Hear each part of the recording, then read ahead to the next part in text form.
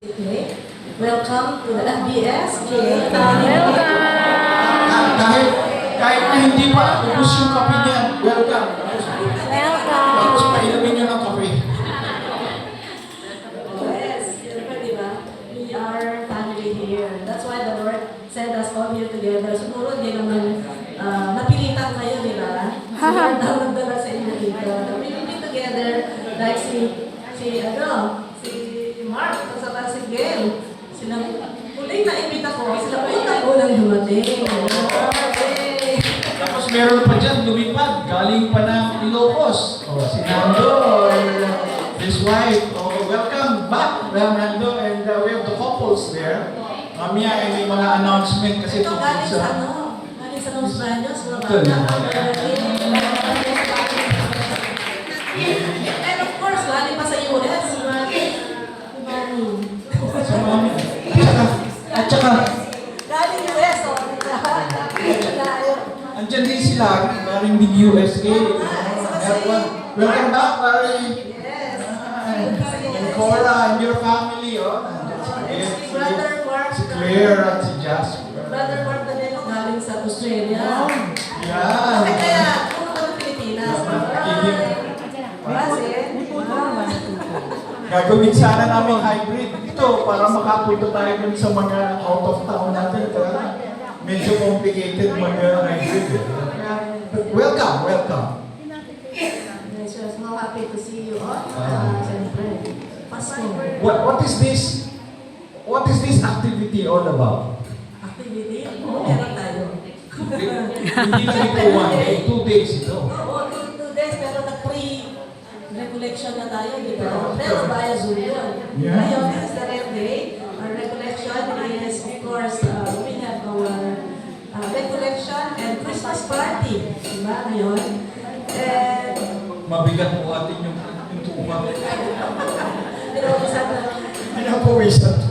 ito day 1 natin, di ba? Which is today. So, meron tayong day 2, which will be, alam mo ba ano yung day 2? Saturday. Next Saturday, Ano yung meron na pilgrimage and work of mercy. Ayun na nga, work of mercy. Sino sasali? Work of mercy. Yan. Ay, okay. Sasama. Sana na natin masabi ni Father, kailangan sama-sama tayo. Saan yung work of mercy, bro? Saan yung work of mercy? Missionary disciple. Kailangan natin. Hindi ako pwede sa pilgrimage kasi meron na ako na on schedule. Ano ba yung mga bakit nga ba natin ginagawa ito? Importante. At dito, di ba, anong nakalagay dito? Ano itong nakalagay? Pilgrimage of Ano yung Pilgrims of Hope. Di ba, matagal na yan dineclare ni Pope Francis noong 20 December 24. Last year pa, 2024. So, ang Pilgrims of Hope. Sino ba ang naka-attend na ng pilgrimage? Sino ba nakatapos ng course of mercy na pilgrimage? Doors of Hope. Ayan, Holy Door. Ayan. So, you have all the chance. Kami rin nag-pilgrimage. Kaya lang parang kalahati lang yung nangyari sa amin. So we want to bring your pilgrimage to a summit. Iakyat pa natin so that you'll be para naman masulit ang Jubilee Year of Hope natin. Yeah. Bakit ba tayo may Jubilee of Hope? Kasi ano yung Jubilee of Hope?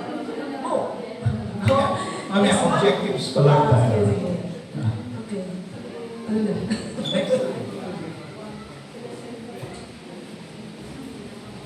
To apply the Jubilee Year of Hope, paano natin i-apply yun? With a pilgrimage and application. Jubilee of Hope is yung hope na binigay ni Lord sa atin. It's really hope that we will really see how God will work in our lives. Kaya binigyan niya tayo ng year. Actually, every ilang years bago may Jubilee. 25. Right. Tagal, no? Technically, dapat 50 dapat. So, 25. So, we are blessed to experience it, di ba? This year, it has been open for us to experience the pilgrimage of hope. So, paano natin i-apply na?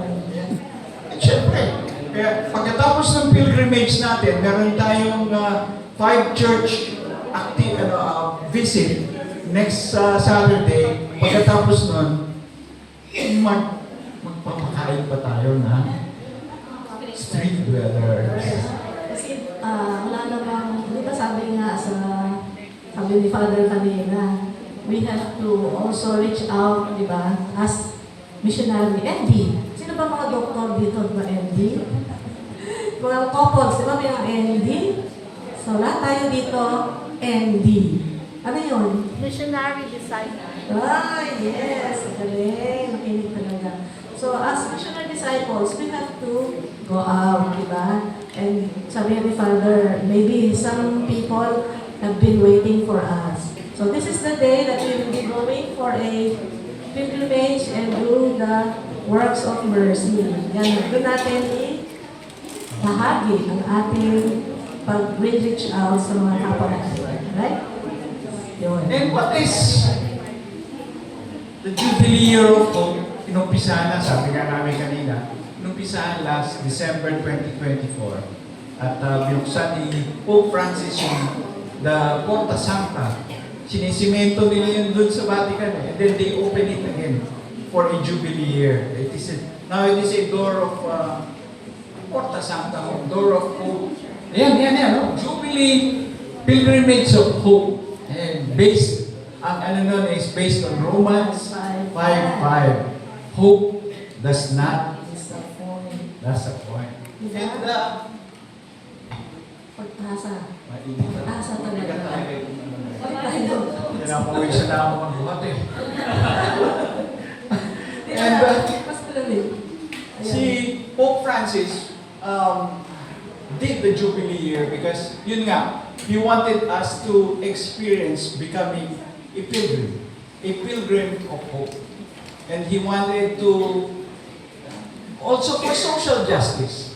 Social justice that is because there is an imbalance in our economic situations that we help the marginalized.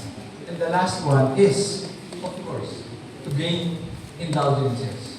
But this recollection is to remind us that the doors of mercy is really beyond just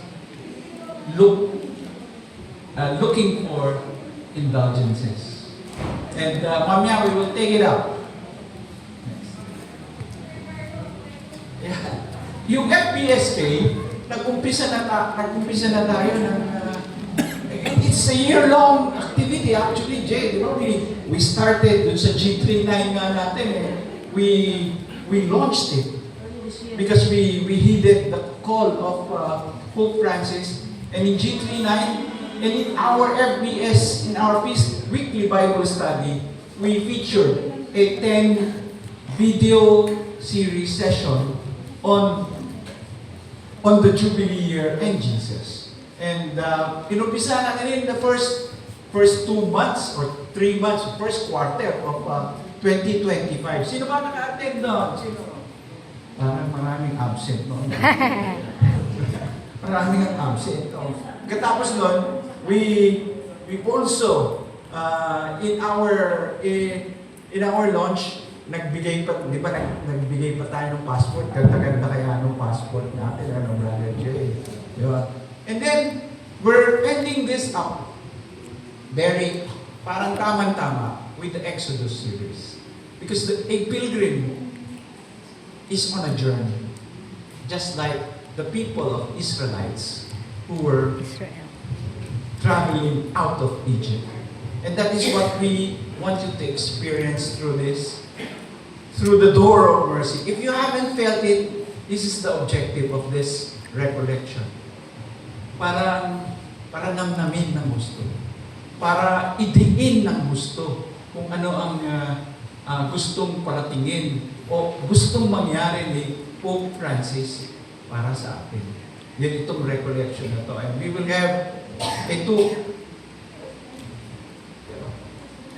have two talks. Yan. Two talks. Ano ba yan? Two talks natin. The first one, it will be Hope as a Gift. It will talk about the generosity we'll talk about our generosity, how we can give and share. And of course, we don't want to talk about all of this, and you will hear, and we will give the liberty for Brother Josh to discuss this with you. And, So don't sleep ha, maganda yung pag-uusapan ninyo about this. Talk Si number. Brother Josh will talk about a new kind of culture that we want to inculcate into you. And this is the liturgy of liberty. Si John Bergsma in his talk at the PCNE a month ago talked about this at length. And we will talk about it still. Not to summarize it, but to apply it to our journey as a pilgrim. Yes. Baka hindi nila kilala si Dr. John Bersma. Di ba? Siya yung pumalit, successor siya ni, kilala niyo si Dr.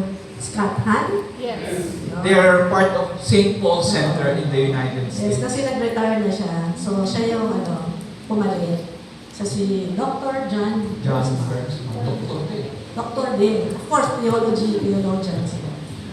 So, and talk number 2, si Ito Jay. ko na, meron ka akong singit lang. Sige. Talk number 1, very important. Maybe you, nababasa naman nila, di ba? About Hindi. workaholism. Alam niyo ba yun? Yan. Parang, inintroduce ni Father Mark kanina. Make the space, di ba? In our heart to Jesus. Give space to the Lord. Give space, di ba? To the Lord. So, yan, ano ni Brother Josh yan sa inyo. So, para makilala na ano kayo. Saka naaaralan natin to sa Exodus. Di ba? Kung ano nangyari sa travel and journey ng mga Israelites from Egypt. Bakit sila pinaalis ni Lord doon? Ayan, abangan namin.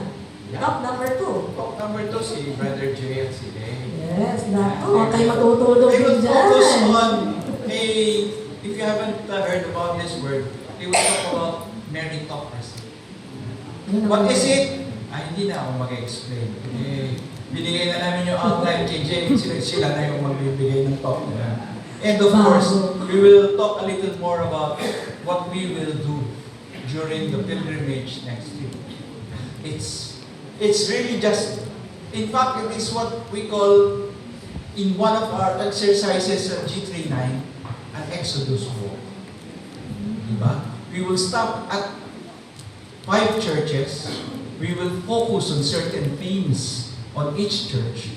Teka muna, si Brother Jay pala dapat ang mag-explain ko. Sila, pinakwento ko na. Hindi, sinasuspense ko lang sila, Brother Jay. So, without, yun na yan, di ba? Okay na? Yeah, we'd like to turn this over to them. Of course. And before we do that, we would formally, very formally welcome in our midst the child Jesus as we offer our sheep to them. Sheep and ram. Yay! Thank you, Tita Donna. Thank you, Tita Rolly. Salamat po. Okay, so let's move on to our talk. Diba? Para